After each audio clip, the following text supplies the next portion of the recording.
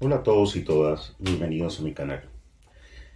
Una pregunta que frecuentemente se suele hacer es ¿qué determina o qué hace que alguien sea experto o experta en autismo? Recuerdo que Theo Peters decía que quien se creyese experto en cuanto al saber en lo que a autismo se refiere, en realidad no lo era. Quien creyese que había adquirido ya todo el conocimiento sobre el autismo seguramente lo había perdido ya. En el autismo es un campo que hay que seguir investigando siempre. Es una labor de reflexión, comprensión, lectura, entendimiento que no acaba nunca.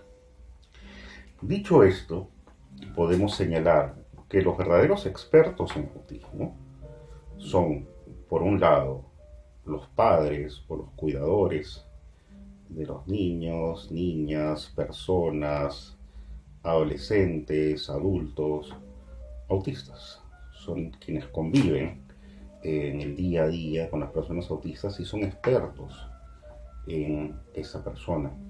Y son las primeras personas que hay que escuchar sobre qué estrategias o qué les funciona para hacer con sus hijos. Tienen un saber intuitivo, con todas las dificultades que puedan tener para ponerlo en práctica, sobre cómo son sus hijos. Por otro lado, y esto es fundamental, los verdaderos expertos en sus vidas, en lo que es el autismo, son las propias personas autistas. Como solemos decir muchas veces, si tú tienes dudas sobre algo, pregúntale a una persona autista. Pero también hay otro grupo de personas que se dedican genuinamente a estudiar, a convivir, a trabajar con las personas autistas. Y estas personas pueden ser especialistas en general en el tema del autismo y particularmente conocen o saben las herramientas que hay que aplicar para tal o cual situación. Ahora, ser especialista en autismo significa en primer lugar tener una reflexión ética profunda sobre lo que es el autismo. Por un lado, no es una enfermedad, no es un trastorno, es una condición de vida. Saber que nuestra tarea en ningún momento es normalizar a la persona autista. No es que la persona autista tenga algo defectuoso que tenga que ser arreglado. Las dificultades de las personas autistas se dan en la interacción con el mundo neurotípico, en la comprensión de las normas neurotípicas, pero no porque ellos tengan algo que hay que arreglar. La reflexión ética sobre el autismo supone comprender que son sujetos, no objetos a los cuales se les puede aplicar un método o un sistema como quien pone una receta. No se trata de eso. Es conocer cada caso particular y conocer cuáles son las necesidades de apoyo específicas de acuerdo a la situación de cada persona, a su contexto, a su situación cultural, a su historia de vida, hacia las dificultades que puede enfrentar y también poder guiar y que la persona encuentre también los talentos que tiene y que debe desarrollar. Sabemos que las personas autistas son muy talentosas en todo aquello que les interesa específicamente, ¿no? En sus motivaciones profundas. Y eso hay que atender y comprender. Ahora bien, ¿quiénes pueden trabajar con personas autistas? Y esto hay que tenerlo bastante claro.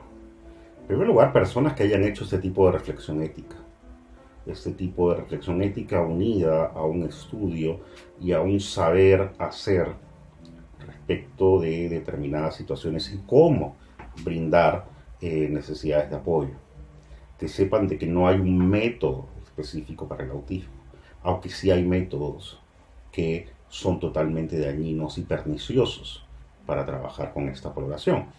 Por ejemplo, el ABA, o por ejemplo cualquier método que busque hacer que las personas autistas nieguen su manera de ser, o su esencia, o su formas de interactuar con el mundo. Hay muchas conductas autistas, el steaming, que como lo hemos dicho muchas veces son adaptativas y no deben ser eliminadas. Por eso hay que reflexionar profundamente sobre cuál es la ética y cómo es el trabajo que se plantea respecto al autismo. Por otro lado, ser autista tampoco da las condiciones para poder trabajar en autismo. Cuando decimos preguntarle a una persona autista sobre qué hacer en tal o cual situación, esta persona nos va a poder dar su experiencia de vida, que es válida para él mismo o para ella misma, pero no necesariamente se puede generalizar a todos. Entonces esto hay que tenerlo en claro también. Ser autista no implica necesariamente haber sido formado en el trabajo con otras personas autistas. También hay que tener, digamos, una aptitud de querer trabajar en esto, pero al mismo tiempo haber hecho una reflexión profunda también de lo que implica hacerlo y realizarlo. Señalo todas estas cosas porque muchas veces se suele preguntar sobre quién es el especialista que podría ver a una persona autista, o porque también empieza a estar de moda de que dentro de la neurodivergencia las personas neurodivergentes son las indicadas para trabajar con personas neurodivergentes. Y evidentemente eso da un plus bastante importante, pero no es suficiente. Si no se han hecho la preparación, los estudios, la capacidad de brindar apoyos, el saber, digamos, de que la pasión de uno está en interactuar con los demás brindando este tipo de herramientas. Entonces todo eso tiene que ser bastante reflexionado, sobre todo porque hay que tener también una idea profunda y una reflexión profunda sobre los derechos humanos, sobre, digamos, las cosas que debemos reclamarle a los estados como políticas que deben ser planteadas. O sea, es una mirada integral, ¿no?, sobre la humanidad del autismo, sobre qué concepción filosófica tenemos sobre la persona autista, sobre si tenemos una concepción de que es un ser humano